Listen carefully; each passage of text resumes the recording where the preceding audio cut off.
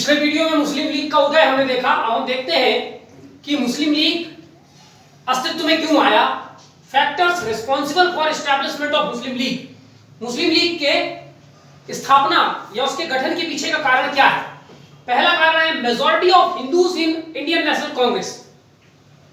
मुसलमानों को ऐसा लगता था कि जो कांग्रेस है वो हिंदुओं का संगठन है और मुसलमानों का हित कांग्रेस के साथ जाने में सुरक्षित नहीं है, अतः कांग्रेस को अपने लिए, मुसलमानों को अपने लिए एक अलग से संगठन की जरूरत है। ठीक है। और हमने देखा था कि 1885 में कांग्रेस के बनने के बाद ही फौरी तौर पर सर सैयद अहमद खान द्वारा इंडियन पेट्रियोटिक एसोसिएशन बनाया गया था, जिसका उद्देश्य मुसलमानों को कांग्रेस में जाने से रोकना था। और फिर मुसलमानों ने इस ऑर्गेनाइजेशन की मेंबरशिप ली और आगे चल करके एक फुल फ्लेज्ड ऑर्गेनाइजेशन इनके लिए बना, जो था Muslim League. Hinduism prevailed in programmes of Indian national Congress. चूंकि उसमें मेजॉरिटी हिंदूज की थी, अतः उसके जो बहुत सारे कार्यक्रम थे, उसके कार्य करने का जो तरीका था, उसका जो कार्यक्रम थे वो हिंदूवादी रीति रिवाजों से ज्यादातर प्रभावित होते थे, जैसे रक्षाबंधन, गंगा में नहाना, गौ संरक्षण। ठीक है। बहुत सारे ऐसे स्लोगन, कथन, संस्कृत के वाक्य जो वेदों से लिए जाते थे। ठीक है। वंदे मातरम, ये तमाम प्रकार की ऐसी कुछ घटनाएं थी, कुछ ऐसे कार्यक्रम थे कांग्रेस के अंदर जिसमें मुसलमान अपने आप को कंफर्टेबल फील नहीं करते थे। ठीक है। Activities of extremist. और फिर 1905 में जब बंगाल का विभाजन हुआ, उस समय जो एक्सट्रीमिस्ट लोग थे वो थोड़े से कट्टर हिंदूवादी हो गए थे। रक्षाबंधन, गंगा नहाना, ठीक है, वंदे मातरम, ये तमाम ऐसी गतिविधियों में तेजी आई एक्सट्रीमिस्ट के दौर पे, जिससे मुसलमानों को लगा कि अब जो है समय आ गया है कि हमें अपने लिए एक अलग से ऑर्गेनाइजेशन बना लेना चाहिए। Lack of participation of masses in Indian national congress. भारतीय राष्ट्रीय कांग्रेस में आम जनता की सहभागिता भी नहीं थी। कांग्रेस और जो मुसलमान हैं वो एक तो वैसे ही पिछड़े हुए थे। मुसलमानों में एलीट क्लास की संख्या कम थी, मिडिल क्लास की संख्या कम थी, लोअर क्लास की संख्या ज्यादा थी। तो उनको एक ऐसा ऑर्गेनाइजेशन चाहिए था जिसमें आम जनता की भी भागीदारी हो। और कांग्रेस में हमने देखा कि गांधी के पहले तक आम जनता की भागीदारी एक्सट्रीमिस्ट लोगों ने बढ़ाने की कोशिश तो की, लेकिन बेचारे वो खुद ही नहीं रह पाए। ठीक है। तो lack of participation of masses in Indian, divide and rule policy of British government. एक और बहुत बड़ा जो कारण था इंडियन मुस्लिम लीग के बनने का, वो अंग्रेजों की डिवाइड एंड रूल पॉलिसी, जो 1857 के विद्रोह के बाद से ही उन्होंने शुरू कर दिया था। पहले उन्होंने मुस्लिमों को अपने से दूर रखा, उनका सपरेशन किया, उनको दबाने की कोशिश की, उनको 1857 के विद्रोह के लिए प्रमुख षड्यंत्रकारी माना। ये तमाम जो है पॉलिसी अपनाई और हिंदुओं को बड़ा प्रमोट किया। लेकिन जब समय आया तो उन्होंने फिर मुसलमानों को प्रमोट करना शुरू किया, हिंदुओं को काउंटर करने के लिए। ठीक है। तो उसी सीरीज में डिवाइडेड रूल पॉलिसी का एक परिणाम था कि मुसलमानों को बरगला करके मुस्लिम लीग नामक संस्था अंग्रेजों ने बनवाई। ठीक है। अपनी फंडिंग की, अपने पूरा तमाम प्रकार से मदद किया। इलिटरेसी एंड बैकवर्डनेस एमंग मुस्लिम। मुसलमानों में उतना ज्यादा शिक्षा का स्तर नहीं था, उनकी इकोनॉमी भी बहुत अच्छी नहीं थी। ठीक है। एक प्रकार से सामाजिक, आर्थिक, राजनीतिक, शैक्षणिक सभी प्रकार का बैकवर्डनेस एमंग द मुस्लिम ज्यादा था। तो वो समझ नहीं पा रहे थे कि कांग्रेस क्या कर रही है, अंग्रेज क्या कर रहे हैं। तो उनको उस समय उनके हित में जैसा बताया गया उनको वही ठीक लगा और मुस्लिम लीग के काफी मात्रा में समर्थक धीरे धीरे होने लगे। Ideologies of sir Sayyid Ahmad Khan and his Aligarh movement. सही अर्थों में देखा जाए तो मुस्लिम लीग की स्थापना का जो सूत्र है, उसका जो फाउंडेशन है, वो हमें सर सैयद अहमद खान के विचारों में और अलीगढ़ आंदोलन में हमें दिखाई देता है। सर सैयद अहमद खान ने 1897 में एक भाषण दिया था। उस भाषण में कहा था कि मान लीजिए हिंदू मुसलमान मिलकर के रहते हैं, आजादी की लड़ाई लड़ते हैं और आजादी हमें हासिल हो जाती है। और आजादी अगर हासिल हो जाती है तो उसके बाद जो शासन है वो किसके हाथ में आएगा? हिंदुओं के हाथ में आएगा कि मुसलमानों के हाथ में आएगा? अगर मुसलमानों के हाथ में आएगा तो क्या हिंदू उस बात को एग्री करेंगे? और क्या हिंदुओं के हाथ में आएगा तो मुसलमान एग्री करेंगे? अल्टीमेटली उन्होंने निष्कर्ष के रूप में कहा था कि हिंदू और मुसलमान वास्तव में दो धर्म भर नहीं है, बल्कि दो अलग अलग रीति हैं, दो अलग अलग रिवाज हैं, दो अलग अलग सभ्यता है, दोनों के सोर्स ऑफ मोटिवेशन अलग अलग हैं, दोनों के लिटरेचर्स अलग हैं, दोनों के आदर्श अलग हैं, इसलिए दोनों के लिए अलग अलग देश की जरूरत है। ठीक है, तो इस प्रकार की आइडियोलॉजी सर सैयद अहमद खान और अलीगढ़ आंदोलन का भी यही आइडियोलॉजी था। तो इसका प्रभाव खास करके जो उस समय जो मुसलमान थे, पढ़े लिखे मुसलमान थे, जो फॉलोअर्स थे सर सैयद अहमद का, उन पर पड़ा और आगे चल करके यहीं से फिर मुस्लिम लीग की स्थापना होती है। रोल ऑफ नवाब सलीमुल्लाह खान, ढाका में जो नवाब थे सलीमुल्लाह खान, उनको काफी जो है मुसलमानों ने उनको अंग्रेजों ने काफी कुछ उकसाया कि हम जो है आपका जो ये ढाका वाला इलाका है, यानी जो वेस्टर्न इलाका है बंगाल का, ये पिछड़ा हुआ है, हम इसकी तरक्की करेंगे। ठीक है, मुसलमानों के लिए हम शैक्षणिक संस्थान स्थापित करेंगे, इंडस्ट्री सेटअप करेंगे, उनका जो बैकवर्डनेस है वो दूर करेंगे। ठीक है, और आगे चल करके उसमें आपका रोल बड़ा इंपॉर्टेंट होगा। इस प्रकार से उनकी बातें की गई और सलीमुल्लाह खान के नेतृत्व में मुस्लिम लीग की स्थापना होती है।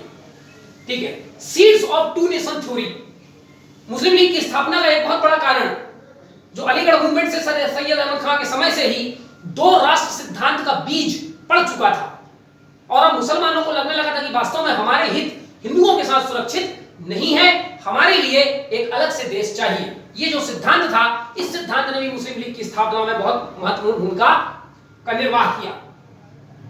डिसइल्यूजन्ड यूथ, मोहम्मद अली जिन्ना जैसे कुछ पढ़े लिखे लोग थे जो बैरिस्टर थे, लंदन से पढ़ के आए थे, तमाम आधुनिकता से परिचित थे, लेकिन जब वो हिंदुस्तान आए और एक प्रकार से इस्लामिक मूवमेंट भारत में चल रहा था मुस्लिम लीग बनाने के लिए, और उसके बन जाने के बाद भी तो जो पढ़े लिखे युवा थे उनको समझ में नहीं आ रहा था कि हम कांग्रेस में जाएं, मुस्लिम लीग में जाएं, अंग्रेजों का विरोध करें, अंग्रेजों का समर्थन करें। और इस डिसइल्यूजनमेंट में, इस असमंजस की घड़ी में उनको जो रास्ता सही लगा उन्होंने वो रास्ता पकड़ लिया, और वो रास्ता यही था कि धर्म के साथ आगे हमको बढ़ना है और मुस्लिम लीग को सपोर्ट करना है।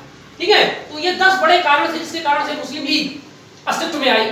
ओवरऑल यदि एक लाइन में कहा जाए तो मुस्लिम लीग के बनने के पीछे एक बहुत बड़ा कारण इंडियन नेशनल कांग्रेस था।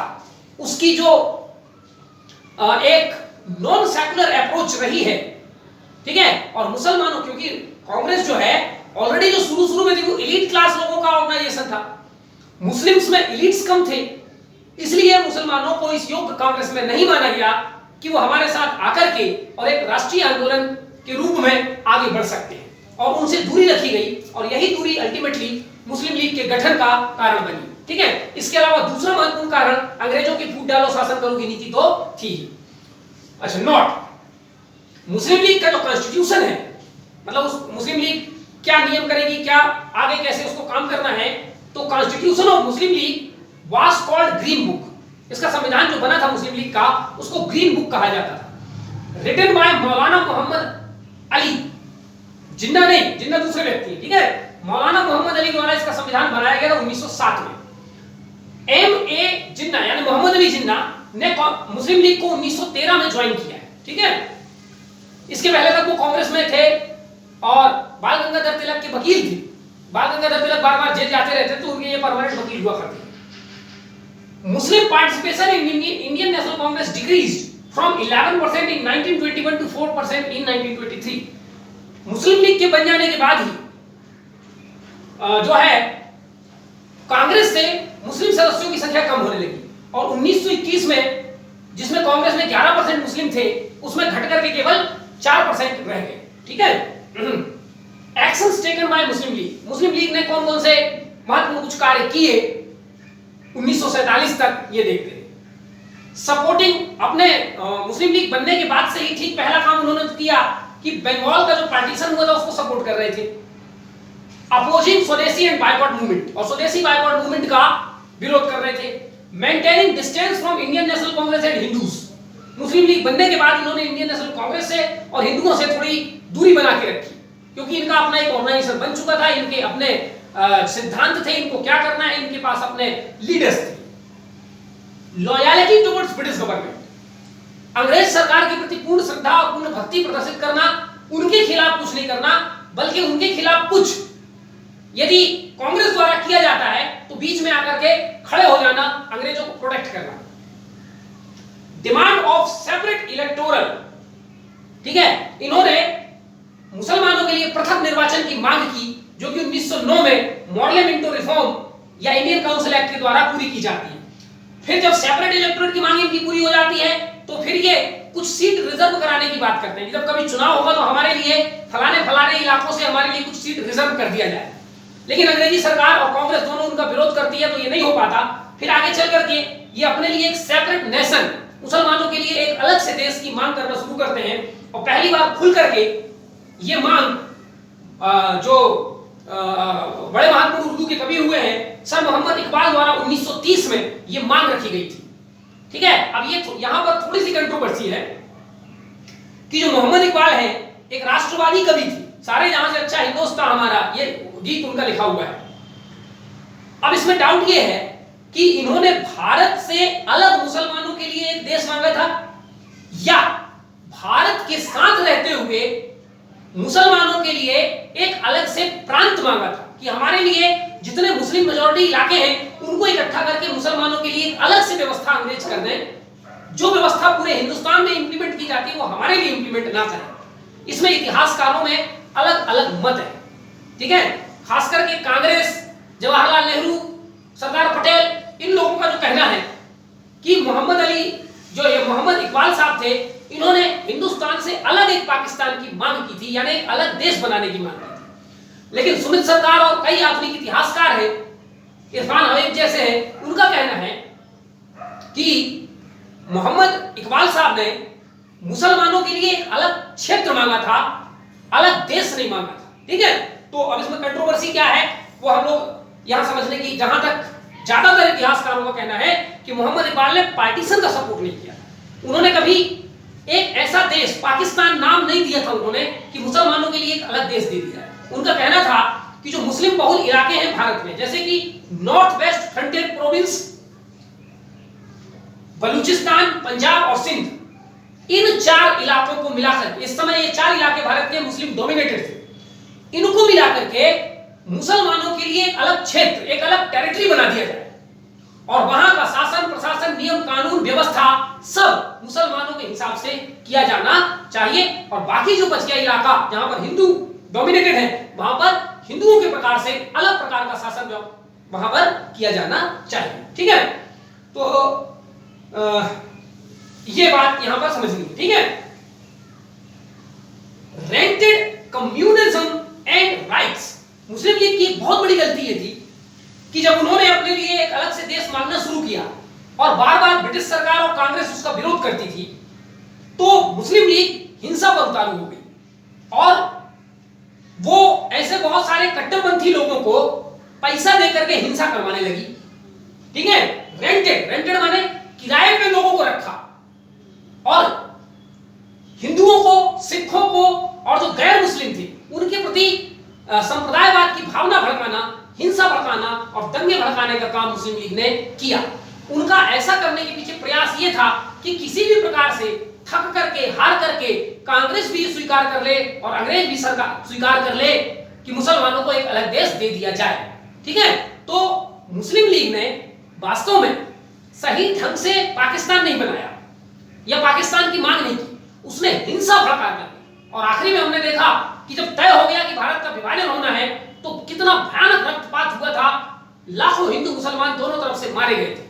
तो ये हिंसा की नीति मुस्लिम लीग की ये बहुत महंगी पड़ी और आज तक पड़ती आ रही है। ठीक है, 1933 में चौधरी रहमत अली, मैं माफी चाहूंगा पिछले वीडियो में रहमतुल्लाह बता दिया था मैं, या शायद इन्हीं को रहमतुल्लाह भी कहते हो, तो नाम याद रखना है, चौधरी रहमत अली। ठीक है, रहमतुल्लाह नहीं, फाउंडेड पाकिस्तान नेशनल मूवमेंट, इन्होंने एक आंदोलन चलाया। चौधरी रहमत अली ये ऑक्सफोर्ड में पढ़ने वाले विद्यार्थी थे और इन्होंने ही पहली बार मुसलमानों के लिए एक अलग देश की मांग की थी और उसका नाम भी दिया था पाकिस्तान। पाकिस्तान नाम इन्हीं का दिया हुआ है। ठीक है, और इन्होंने अपना एक पैम्पलेट छापा था मुसलमानों के बीच में डिस्ट्रीब्यूट करने के लिए, और उस पैम्पलेट का टाइटल था नाउ और नेवर, या तो अभी या फिर कभी नहीं, आर वी टू लिव और पेरिस, हम या तो जिंदा रहेंगे या मर जाएंगे। ठीक है, यानी तैयार हो जाओ, पाकिस्तान चाहिए हम, ऐसी बात इन्होंने की थी। Spread effect in India and abroad. मुस्लिम लीग का शुरू में एक उद्देश्य यह भी था कि मुस्लिम लीग की शाखाएं भारत के कई जगहों पर, यहां तक कि विदेश और लंदन में भी एक वास्तव में इन्होंने एस्टैब्लिश किया था। लाहौर रेजोल्यूशन 1940 में, अच्छा आपको याद रखना है जिस प्रकार इंडियन नेशनल कांग्रेस का हर साल सेशन होता था, सत्र होता था, उसी प्रकार दिसंबर महीने में ही मुस्लिम लीग भी मुस्लिम बहुल इलाकों के कुछ महत्वपूर्ण जगहों पर हर साल अपना सेशन करती थी। उसको कहा जाता था मुस्लिम लीग का सेशन और कांग्रेस वाले को कहा जाता था कांग्रेस का सेशन। तो लाहौर में एक सेशन हुआ था मुस्लिम लीग का और वहां पर मुस्लिम लीग द्वारा कुछ पॉइंट्स बनाए गए थे कि हमें डिमांड क्या करना है, हमारी कार्य करने का तरीका क्या है, हमें क्या चाहिए। उसको कहा गया था लाहौर रेजोल्यूशन 1940 में। और ये लाहौर रेजोल्यूशन में जो बातें कही गई थी, प्रीकर्सर ऑफ पाकिस्तान कॉन्स्टिट्यूशन, जो वर्तमान में पाकिस्तान का संविधान है उसका पूर्ववर्ती रूप था। उसमें कहा गया था कि हमें किस प्रकार का अपना देश चाहिए, हमारे देश के क्या सिद्धांत होंगे, मूलभूत अधिकार होंगे नहीं होंगे, हमारे जो मुस्लिम नागरिक हैं उनका हम कल्याण कैसे करेंगे, सरकार का स्वरूप क्या होगा, ये तमाम व्यवस्था उसमें की गई थी। ठीक है, take part in election. Muslim League का एक काम यह भी था कि जब तक आजादी नहीं मिल जाती तब तक हम जितने चुनाव वगैरह भारत में हो रहे हैं, क्योंकि पॉलिटिकल पार्टी तो है ही और पॉलिटिकल पार्टी का पहला काम होता है चुनाव में भाग लेना और जहां पर विजय प्राप्त हो वहां पर सरकार बनाना, जहां पर विजय प्राप्त ना हो तो किसी के साथ कोalition में सरकार बनाना, ये राजनीतिक पार्टियों का पहला काम होता है। तो विभिन्न जो चुनाव हुए भारत में उसमें मुस्लिम लीग ने समय समय पर भाग लिया। 1946 में जो चुनाव हुए थे उसमें मुस्लिम लीग ने 476 रिजर्व सीट थे मुसलमानों के लिए, उनमें से 425 सीट यानी लगभग 90% सीटों पर विजय प्राप्त किया था। और 1946 का ये चुनाव पाकिस्तान के मुद्दे पर लड़ा गया था। वे मुसलमान जिनको पाकिस्तान चाहिए वो हमको वोट दें। तो आप देख सकते हैं कि 476 में से 425 90% मुसलमानों ने इस बात का समर्थन किया था कि नहीं, हमें अपने लिए एक अलग देश चाहिए और इसी मुद्दे पर चुनाव में भारी जीत मुस्लिम लीग को प्राप्त हुई थी। ठीक है, तो ये मुस्लिम लीग के बारे में कुछ महत्वपूर्ण जानकारी, कुछ एक दो हम लोग नोट पढ़ते हैं। ऐसा नहीं था कि उस समय हिंदुस्तान के सारे मुसलमान मुस्लिम लीग में ही चले गए थे। बहुत सारे मुसलमान ऐसे थे जो कांग्रेस में थे, यूनाइटेड इंडिया का सपोर्ट करते थे, सेकुलर इंडिया का सपोर्ट करते थे, हिंदू मुस्लिम यूनिटी का सपोर्ट करते थे। ठीक है, इसके अलावा कुछ मुसलमान ऐसे भी थे जो कांग्रेस में तो नहीं थे लेकिन वो मुस्लिम लीग में भी नहीं थे, लेकिन वो भी एक यूनाइटेड इंडिया, एक हिंदू मुस्लिम यूनिटी का ही जो है सपोर्ट करते थे। ऐसी एक महत्वपूर्ण संस्था है ऑल इंडिया आजाद मुस्लिम कॉन्फ्रेंस। ये एक और महत्वपूर्ण संगठन है, ठीक है, जिसका हेडक्वार्टर दिल्ली में था और ये इसका काम था पूरे हिंदुस्तान में घूम घूम करके खास करके मुस्लिमों को जागरूक करना कि विभाजन जो मुस्लिम हैं उनके पक्ष में नहीं है, हमें मिलकर के रहना ही चाहिए। तो इसने लाहौर रेजोल्यूशन को अपोज किया था और सपोर्टेड यूनाइटेड इंडिया, और जो पाकिस्तान की मांग चल रही थी उसका इन्होंने विरोध किया था और इन्होंने कहा था कि हम यूनाइटेड इंडिया का सपोर्ट करते हैं। इनके एक महत्वपूर्ण मेंबर थे मौलाना सैयद हुसैन अहमद मदानी, इनके मेंबर थे ऑल इंडिया आजाद मुस्लिम कॉन्फ्रेंस की। ठीक है, इन्होंने एक किताब लिखी थी कंपोजिट नेशनलिज्म एंड इस्लाम, और इस किताब में उन्होंने विभाजन का विरोध किया था, यानी मुसलमानों के लिए पृथक देश का विरोध किया था और हिंदू मुस्लिम यूनिटी का समर्थन किया था।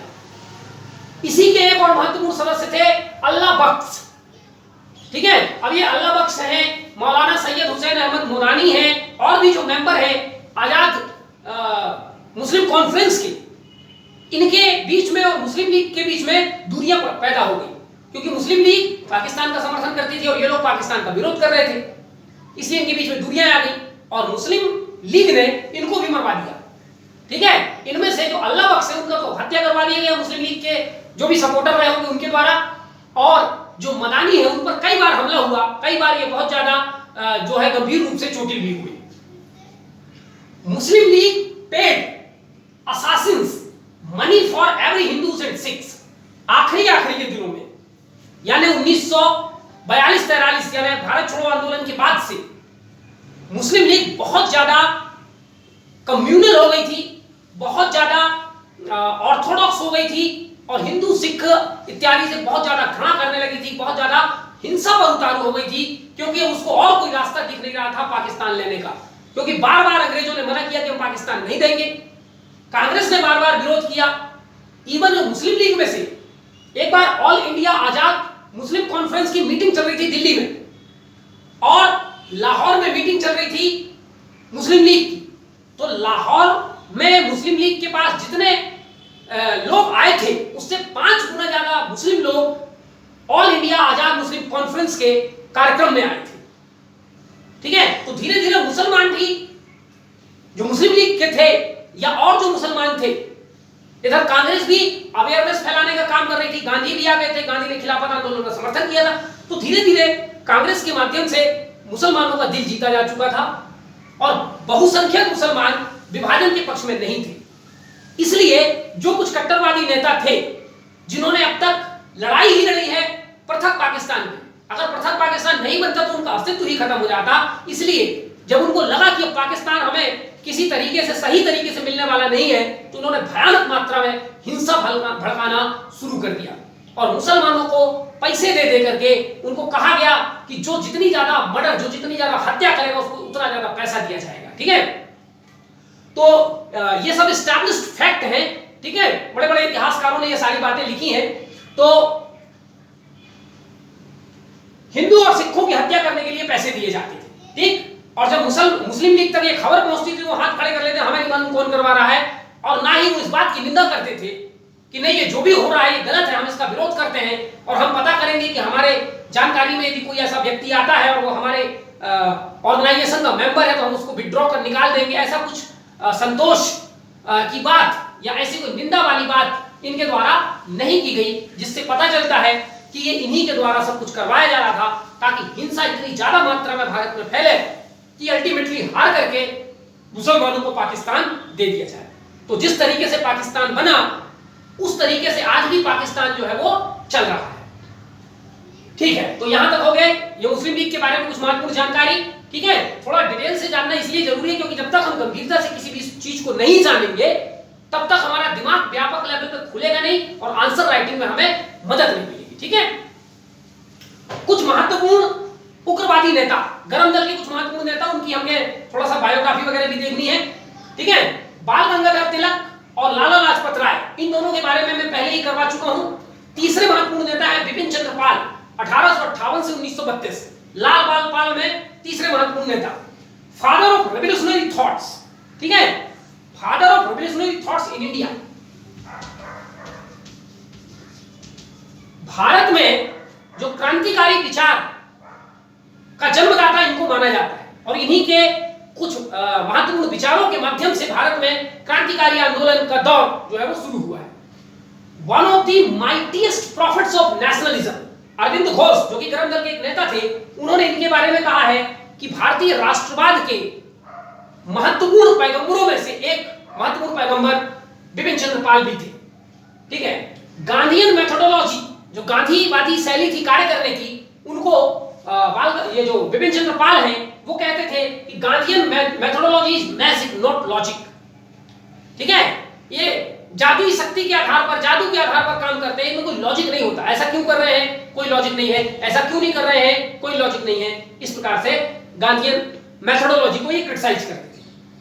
ठीक है, ये कई अखबारों में संपादन किया करते थे और एक अखबार में कंटिन्यू आवर रियल डेंजर के नाम से हर सप्ताह ये उसमें लेख लिखा करते थे। ठीक है, तो अंग्रेजों को बोलते थे कि हमारे जो असली खतरा है वो अंग्रेज ही है। न्यूज़पेपर इनका था जिनका ये खुद पब्लिकेशन करते थे, new India, supported women and labour empowerment, महिलाओं में विधवा पुनर्विवाह, महिलाओं को शिक्षा, महिलाओं की राजनीति में सहभागिता इत्यादि का समर्थन करते थे। उसी प्रकार कारखानों में मजदूरों के लिए निश्चित समय का होना, उनको ठीक ठाक सैलरी मिलना, इन तमाम बातों का जो है वो समर्थन किया करते थे। ठीक है, इनकी 4 महत्वपूर्ण किताबें हैं। पहला है नेशनैलिटी एंड एम्पायर, दूसरा द सोल ऑफ इंडिया, तीसरा इंडियन नेशनलिज्म और चौथा स्वराज एंड प्रेजेंट सिचुएशन। ठीक, अगले महत्वपूर्ण व्यक्ति हैं अरविंदो घोष। 1872 में इनका जन्म हुआ, 1950 में इनकी मृत्यु जो है, जन्म हुआ है 22 साल कलकत्ता के पास बंबई में, और पौंडीचेरी में इनकी मृत्यु हुई 1950 में। ठीक है, अरविंदो घोष दार्शनिक थे, फिलोसोफर, पोएट, संत थे, राष्ट्रवादी थे, इंडियन सिविल सर्विस की परीक्षा निकाली हुई थी। ठीक है, और बड़ौदा के राजा के यहाँ ये काम करते थे। ठीक है, और FF माने फ्रीडम फाइटर भी थे। Founded a revolutionary organisation with his elder brother Barindra Ghosh, अपने बड़े भाई बारिंद्र घोष के साथ एक क्रांतिकारी संगठन की स्थापना की थी, अनुशीलन समिति।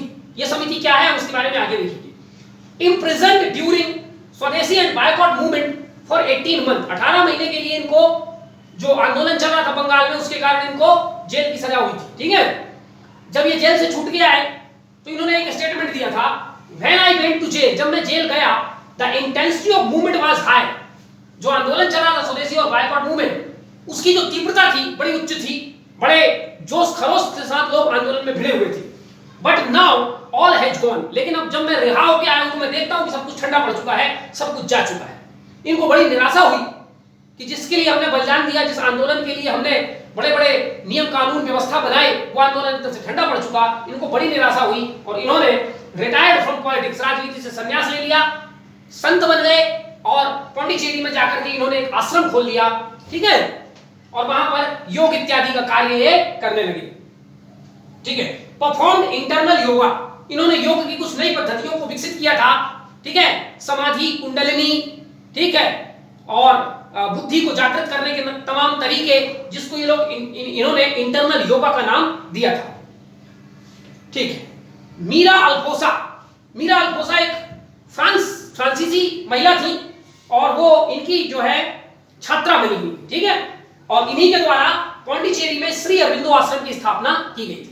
Margaret Woodrow Wilson, daughter of US president Woodrow Wilson, America के राष्ट्रपति वुडरो विल्सन की बेटी मार्गरेट वुडरो विल्सन भी इनकी शिष्या थी। ठीक है, कुछ महत्वपूर्ण किताब जो अरविंदो घोष द्वारा लिखा गया है, कर्मयोगी, धर्म, life divine, synthesis of yoga, Savitri, बहुत महत्वपूर्ण किताब सावित्री, अ लीजेंड एंड अ सिंबल, ये पोएट्री की किताब है और इन्हीं के लिए इनको एक बार नोबेल पुरस्कार के लिए नॉमिनेट किया गया। ठीक है, the renaissance in India, the human cycle, जिसमें उन्होंने मानव की उत्पत्ति का सिद्धांत दिया है, डार्विन टाइप का सिद्धांत। न्यू लैम्प्स फॉर ओल्ड, जो कांग्रेस के मॉडरेट्स थे उनकी आलोचना करने के लिए किताब लिखी गई थी। इसके अलावा ये न्यूज़पेपर भी पब्लिश करते थे, उस न्यूज़पेपर का नाम था वंदे मातरम। ठीक, 2 न्यूज़पेपर थे वंदे मातरम के नाम से। एक वंदे मातरम यहां से जो है अरविंदो घोष ने कलकत्ता से उसका प्रकाशन किया था, एक जर्मनी से मैडम भीकाजी कामा ने भी वंदे मातरम नाम का अखबार छापा था। ठीक है, मैगजीन, ये महीने में एक अपना अखबार मैगजीन निकाला करते थे, उसका नाम था आर्य।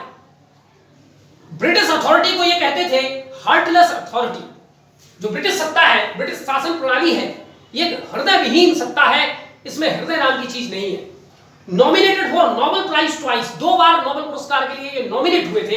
पहली बार 1943 में लिटरेचर के लिए, उनकी जो किताब थी सावित्री, और दूसरा 1950 में शांति के लिए, लेकिन दोनों बार केवल नॉमिनेट हुए, मिला नहीं। अगले महत्वपूर्ण गरम दल के नेता हैं चिदम्बरम पिल्लई, 1872 में इनका जन्म हुआ और 1936 में इनकी मृत्यु हुई। ये मद्रास प्रेसिडेंसी के महत्वपूर्ण गरम दल के नेता थे, बैरिस्टर और फ्रीडम फाइटर थे। फाउंडेड स्वदेशी स्टीम नेविगेशन कंपनी, उस समय जो नौका जहाज वगैरह चलते थे उसमें अंग्रेजों की वर्चस्वता थी और अंग्रेज लोग ज्यादा भारतीयों का समर्थन करते नहीं थे, तो अंग्रेजों की वर्चस्वता को तोड़ने के लिए उन्होंने स्वदेशी स्टीम नेविगेशन कंपनी जो है वो चालू किया और इसी कंपनी के द्वारा तूतीकोरिन से कोलंबो तक शिपिंग सर्विस इन्होंने शुरू किया था। ठीक है, बाद में इसी तूतीकोरिन पोर्ट को इनके सम्मान में चिदम्बरम पोर्ट नाम दिया गया है। सेंटेंस टू लाइफ इम्प्रिजनमेंट, इनको आजीवन कारावास की सजा दी गई थी, लेकिन बाद में इनको छोड़ दिया गया था। इनके महत्वपूर्ण किताब का नाम है Meyyaram, MEYYARAM, Meyyaram, Tuticorin port named after him. ठीक, अनुशीलन समिति, जो कि अरविंद घोष और उनके भाई बारिंद्र घोष ने मिलकर के एक सीक्रेट रेवोल्यूशनरी ऑर्गेनाइजेशन था, उसकी स्थापना किया था 1902 में बंगाल में। 1912 में, अच्छा ये अब चूंकि ये रेवोल्यूशनरी था तो इसका काम था अंग्रेजों को मारना, बम फेंकना, असैसिनेट करना, लूटपाट करना। ठीक है, ये तमाम जो क्रांतिकारी गतिविधियां थी ये अंग्रेजों को परेशान करने के लिए किया करते थे। इसी प्रयास में 1912 में अनुशीलन समिति के सदस्यों द्वारा वायसराय ऑफ इंडिया को मारने की कोशिश, लॉर्ड हार्डिंग, ठीक है, आगे हम पढ़ेंगे कि क्यों मारने की कोशिश की गई थी, मारने की कोशिश किया गया था। ठीक है, seditious conspiracy during world war first, प्रथम विश्व युद्ध के समय भी इन्होंने अंग्रेजों को चुन चुन करके मारने के लिए अनेक प्रयास किए थे। जिसमें दो महत्वपूर्ण क्रांतिकारी शामिल थे, रास बिहारी बोस और जतेंद्र नाथ मुखर्जी। ठीक, तो ये अनुशीलन समिति के सदस्य थे, नाम याद रखना है। वन ऑफ इट्स मेंबर, इसके एक सदस्य सचिंद्र नाथ सन्याल ने एक और रेवोल्यूशनरी ऑर्गेनाइजेशन सेटअप किया गया था, जिसके बारे में हम और आगे डिटेल से देखेंगे। वो था हिंदुस्तान रिपब्लिकन एसोसिएशन, HRA। ठीक है, और इसका काम था नॉर्थ इंडिया में ये रेवोल्यूशनरी विचारों को फैलाना। Involve in Kakori conspiracy, Kakori में ट्रेन लूट लिया जाता है हमारे क्रांतिकारियों द्वारा, तो उसमें भी अनुशीलन समिति के सदस्यों का भाग था। इसके अलावा चित्तगांग आर्मरी रेड, बंगाल के चित्तगांग में जो आज बांग्लादेश में चला गया है, शस्त्रागार को लूटा जाता है, इसमें भी अनुशीलन समिति के सदस्यों की भागीदारी रही। ठीक है, तो ये हो गया कुछ महत्वपूर्ण हमारे जो एक्सट्रीमिस्ट लीडर थे। अब नेक्स्ट वीडियो में हम लोग मुस्लिम लीग के कुछ महत्वपूर्ण लीडर्स और उनके क्या बायोग्राफिकल स्केच है उसके बारे में हम लोग जानकारी करेंगे, और जब वो खत्म हो जाएगा फिर हम लोग जो भारत में रेवोल्यूशनरी फेज शुरू होता है उसके बारे में अध्ययन करेंगे। तब तक धन्यवाद।